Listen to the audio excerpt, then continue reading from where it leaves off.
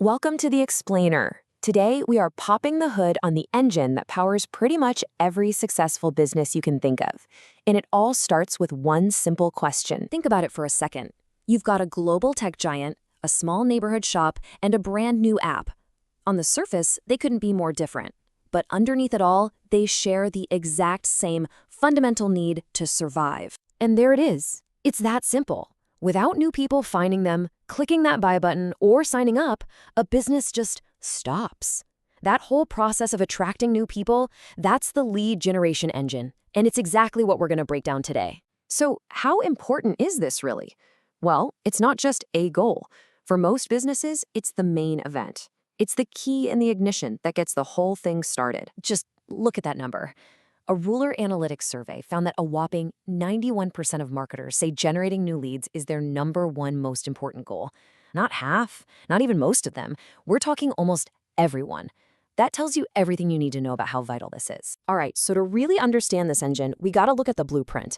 Now, people throw a lot of buzzwords around, but two of them cause a ton of confusion. So let's clear that up right now. Think of it like a 1-2 punch. First, you've got demand generation. That's about warming up the entire market, creating broad awareness with great content, blogs, social media, without asking for anything back. Then, once people are interested, you hit them with the second punch, lead generation. This is where you capture the contact info of people who are actually raising their hand, asking for a demo or a free trial.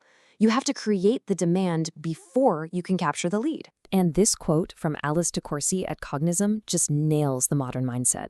It's a huge mistake to only focus on that tiny 1% of people who are ready to buy something right now.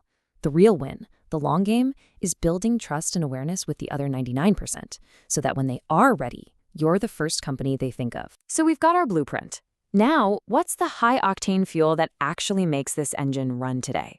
Well, the old strategies are fading, and there are 3 clear winners taking their place. First, creating content that people actually want to read or watch. Second, using social media ads with surgical precision. And third, leaning on the incredible power of AI and automation to make it all happen. Let's look at the data for a sec. Check this out. According to Demand Metric, content marketing pulls in 3 times more leads than old-school outbound stuff like cold calls. And get this, it costs 62% less. Why? Because you're attracting people by helping them, not by interrupting their day. It just works. And when we're talking about social media for B2B, that's business-to-business companies. It's not even a contest. This chart from Octopost shows that a staggering 80% of B2B social media leads come from one place, LinkedIn. It's become the digital town square for professionals. And apparently, it's where business gets done. Okay, so you've captured a lead. The engine is running. But that's just step 1. Now that lead has to move down the assembly line and actually become a paying customer. And frankly, this is where a lot of businesses completely stall out. This number from Invesp is just mind-blowing. A full 80% of new leads never turn into a sale. Think about that. 8 out of every 10 people who show interest just fade away. It's a huge waste, and it proves that the real work starts after you get their email address. It's called lead nurturing. And the key here is that nurturing is a journey. It's not a sprint. You start with that first contact, but then you patiently build a relationship. Maybe you send them a helpful article a week later, then a case study a month in. And research shows the whole process takes, on average, almost 65 days. It takes patience. But, and this is a huge but, while the journey is long, that first step has to be instant.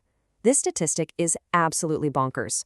Just following up within 5 minutes can boost your chances of converting that lead by 900%. This is where automation isn't just nice to have, it's a superpower. So what does it actually look like when all these parts, the demand gen, the lead gen, the nurturing, all come together and work perfectly? Let's take this engine for a test drive with a real-world case study. So let me tell you about this green energy company. They were totally stuck. They had an amazing product, but their sales were just flatlined at $3 million a year. They couldn't get in front of the right people. So what'd they do? Guided by an agency, they did 2 key things. First, a complete rebrand. Their look didn't match their mission, so they changed it. Second, instead of just shouting into the void, they got hyper-focused with something called account-based marketing. Basically, they only went after the specific, high-value companies they knew they could help. And the results? Just 2 years later, their revenue jumped from $3 million to $21 million. That is a 7 times increase. It's a perfect example of what can happen when you get this engine firing on all cylinders. So we've seen how powerful this can be, but the road ahead has a new twist. Because as we're about to see, the biggest challenge for businesses today isn't what it used to be. Take a look at this. The top challenge for 60% of marketers today isn't just getting leads, it's getting high-quality ones. The game has changed. As the internet gets louder and more crowded, businesses are realizing it's way better to have 10 amazing leads than 100 mediocre ones. And that really leaves us with a big question for the future. In a world that is just saturated with noise, the old way of chasing down every possible lead is dying. The future belongs to the companies that can build trust and earn the attention of the right people. So the question is, how will you make that shift? Thanks for joining us on The Explainer.